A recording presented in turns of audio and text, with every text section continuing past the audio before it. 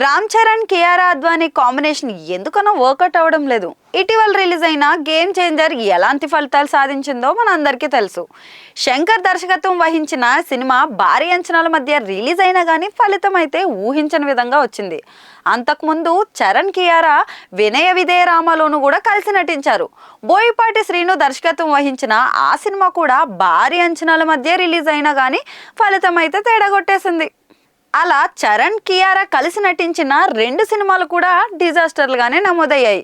దీంతో ఈ ఇద్దరి కాంబినేషన్ని ఇకపై రిపీట్ చేయకపోవడం మంచిదనే విమర్శ కూడా వ్యక్తమవుతుంది. వాస్తవానికైతే శంకర్ గేమ్ చేంజర్కి ఎంపిక చేసినప్పుడే ఇదొక బ్యాడ్ ఇన్సిడెంట్గా కూడా నెట్టింట వైరల్ అయింది. వినయ విధేరామతో ఫ్లాప్ కాంబినేషన్ అనే ముద్ర కూడా పడిపోయింది. అయినా కానీ శంకర్ పట్టుబట్టి మరీ కియారాని ఎంపిక చేశారు. దీంతో మెగా అభిమానుల నుంచి కూడా కొంత అసంతృప్తి అయితే వ్యక్తమైంది. అయినా సరే శంకర్ వాటన్నిటిని కూడా లైట్ తీసుకుని మరీ ముందుకెళ్లారు. కట్ చేస్తే ఫలితమేమో తారుమారైంది. ఇక ఫ్లాప్కి కర్ణుడి చావు తరహా కారణాలెన్నో కూడా తెరపైకి వస్తున్నాయి. అయితే ఇదంతా గతాన్ని తవ్వినా కానీ ఎలాంటి ఫలితం ఉండదు. కానీ అనుభవం నుంచి ఏం నేర్చుకున్నామన్నదే ముఖ్యం.